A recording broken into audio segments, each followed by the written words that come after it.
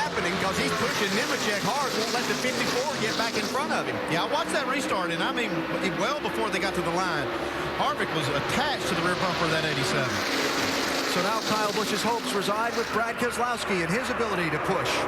Well, he's getting a nice push from him. Oh, trouble. Harvick's around. Oh, got spun on the backside by the 43. How many is it going to brake, collect? hold the brake. Oh, what a vicious crash. Eric Mcclure.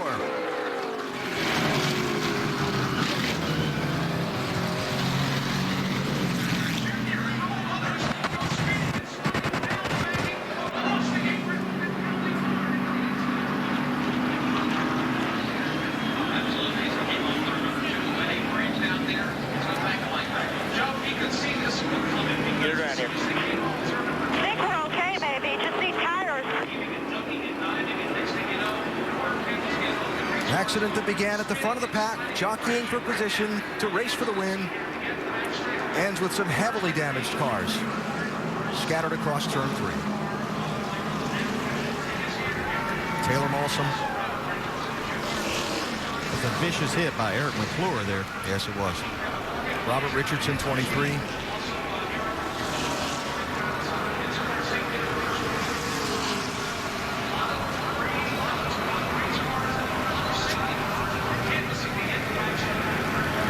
Kevin Harvick's car sitting back there as well.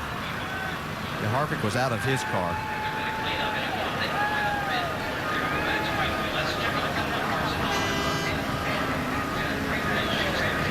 Mike Barnett out. That's what's so frustrating about this racing is you get yourself all day long, you position yourself, give yourself out of trouble, and it just gets so ramped up. Just one bump too hard by someone. Got so many lines that have different momentum, and the holes close up so quickly. Nobody willing to give any when it's this close to the end.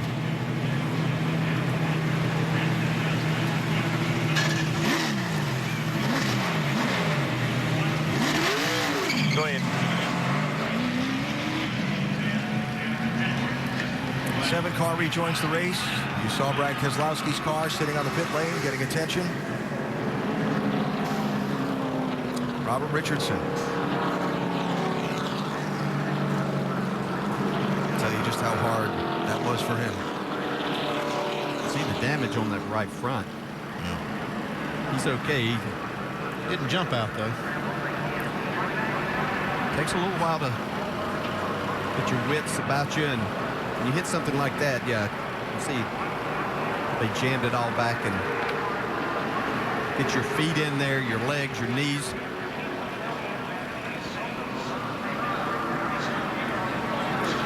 Red flag the race. Right there on the first part of the trioval on the front straightaways where all the leaders are parked. As the work continues at the accident scene over in turn number 3.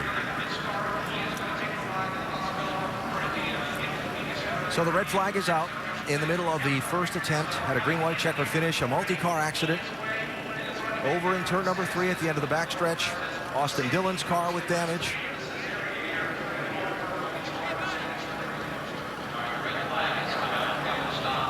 But the bulk of the concern remains focused around the Eric Mcclure car. After the hard crash he took to that inside wall.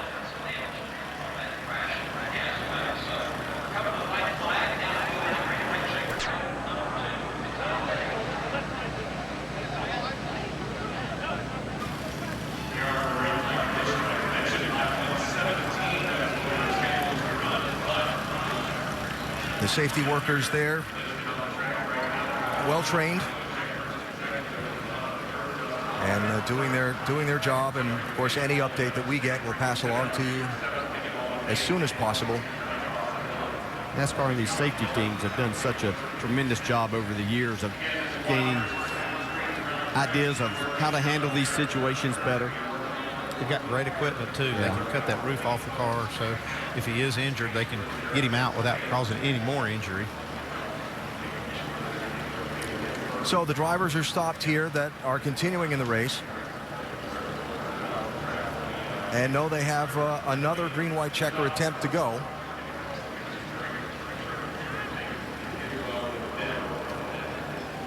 to decide who's going to win.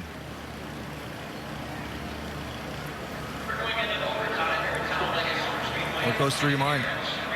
As you're sitting there, just want to get it over now. But as they get back, they're going to go just as hard at it as what they were right then. You know, you feel fortunate that you've been able to make it and get through to this point. But now it's really about, okay, I've got to this point, let's make the most of it. See, NASCAR does a good job too now. It's extremely hot in these race cars. You've been out there in this 85-degree temperatures, getting all of these drivers some water. There are the 8 drivers involved in the accident.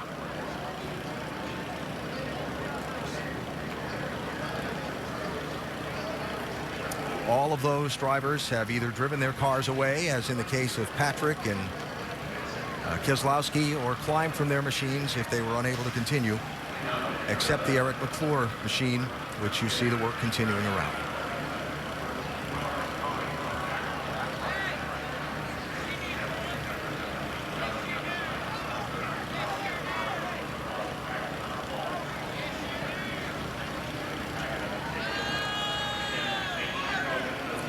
So while they continue to work that scene over there in turn number 3,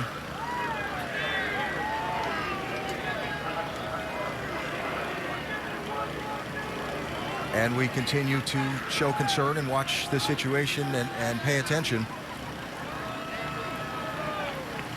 Andy, you've been a crew chief, you've been a team owner.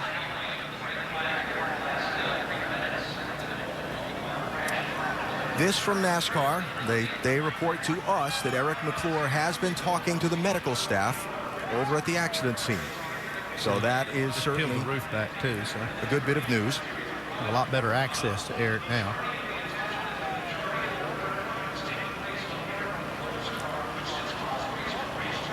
That in itself, the fact that they would peel the roof back, is simply to give the safety workers more room to maneuver. And in any kind of a situation, I mean, he took a hard hit to that inside wall. There would be stabilizing of his spine and neck to try and take him out of that car straight up and make sure that there are no injuries or further injuries in that area. But again, NASCAR just informing us that Mcclure is talking, or has talked, to the medical workers over there in turn number 3. It's just so much less risky by taking that roof, peeling it back, even though they probably don't know the extent of any injuries here, but it's so much less risky to pull any driver out of the car without having to come through that small window opening. These window openings are fairly small. And we talk all the time about the safety of these new cars, of everything that's involved as far as the Hans device and the shoulder harnesses, seat belts, everything that the drivers now have inside of these cars. But you still have to realize you're traveling well over 170 miles an hour at this racetrack.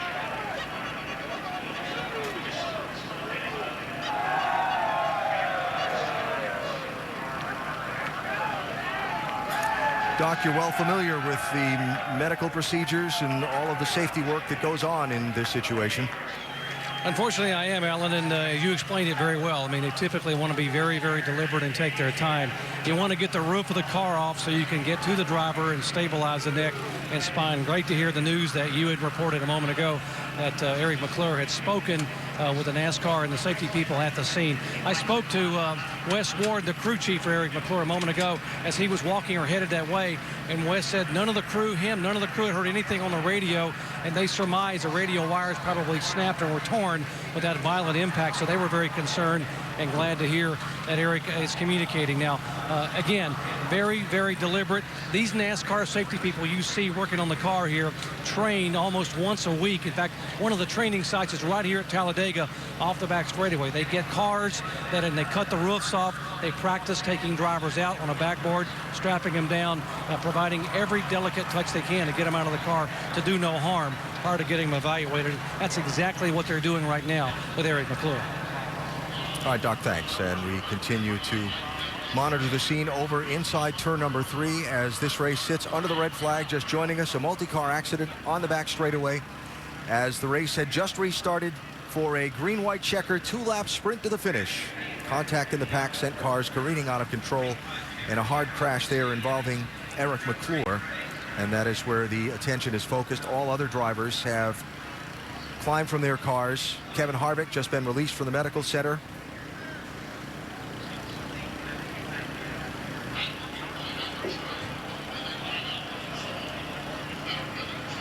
And in these situations, Doc talked about the training that the personnel received. NASCAR sends an advanced team into town, and all the care is coordinated through the racetrack with all of the local hospitals and the best trauma units and so on, are all coordinated up to provide the best possible care for these drivers in the event of a situation like this.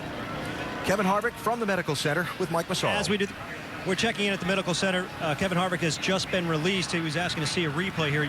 Not really sure what happened. I just know I got hit from behind.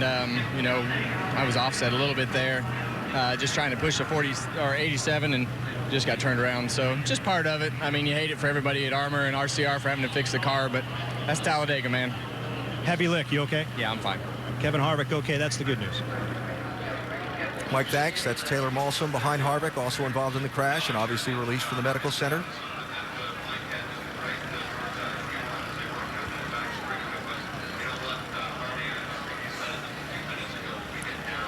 You saw that yellow backboard with the areas on it for stabilizing the head and so on.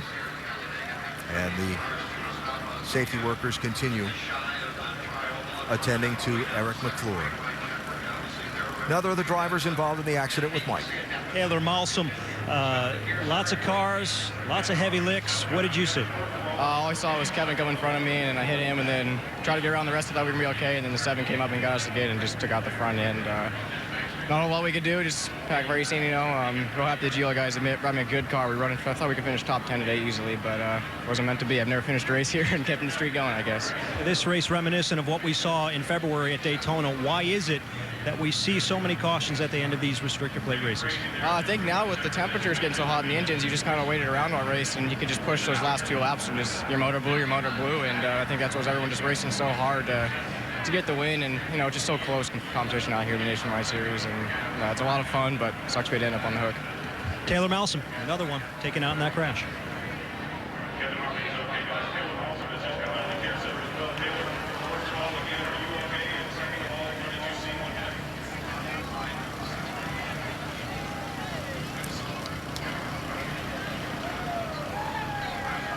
There you see the work continuing over inside of turn number 3.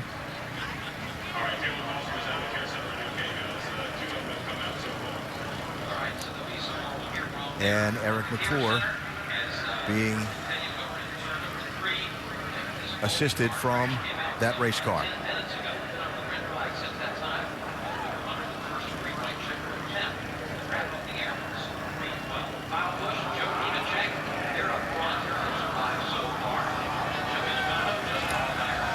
Eric has had his share of tough breaks. It was a year ago last week that his home and many in his hometown in southwestern Virginia were damaged by a series of tornadoes that came through.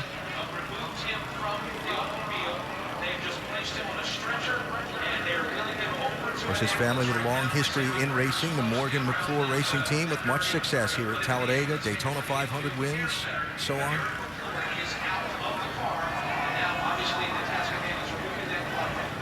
And again, we'll continue to provide you any update we're able to on Mcclure's condition as soon as we possibly can. It's going to take a little while now to clean up all this mess on the back straightaway before they can take the red flag off.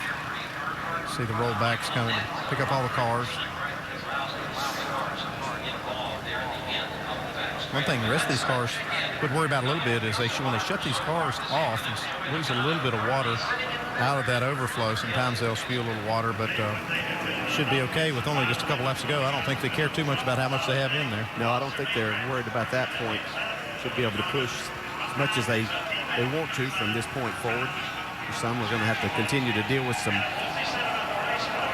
damage that they have to their cars. Others are just ready to kind of get this over with. You got to this point, you're sitting in there, you're hot, you're sweating, just ready to make it happen and hope that everybody's okay. All right, so with respect to the fact that we only have very preliminary word about the condition of Eric Mcclure. We want to go back and take one look at what happened that set off this multi-car accident headed to turn 3 on the back straightaway. It looked like Annette had made a move to try to go up the middle. It looked like he was getting a push, and he was going to try to make this happen. That hole closed up. As you can see, as Kyle Busch went over, Brad Keselowski tried to go over. It was Joey Logano that was behind Annette. Yeah, it's like I said, everybody's trying to go to the front, and those holes close up so quickly.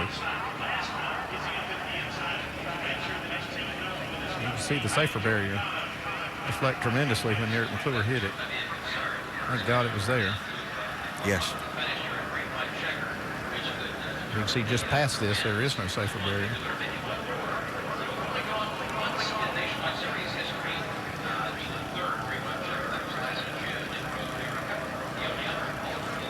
All that is just a product of the racing, the closeness, and getting time to try to win or make as many positions as you possibly can.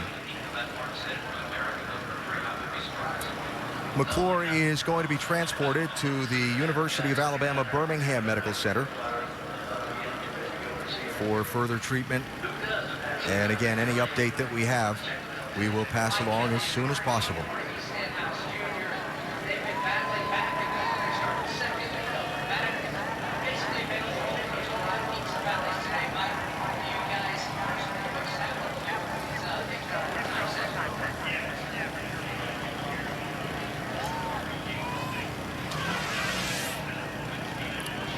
So we continue to monitor the situation. Any information we have, we provide it as soon as possible.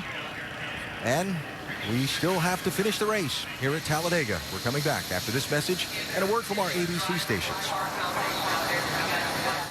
Our nationwide series race at Talladega Superspeedway is under the red flag after a multi-car accident headed toward turn number 3, damaging several cars and damaging the safer barrier as well. After a heavy impact to that barrier involving a couple of drivers, including Eric Mcclure, who has been assisted from his car and is going to be transported to a hospital in Birmingham for further evaluation and treatment. We continue to monitor, and we'll provide you any information as soon as we possibly can.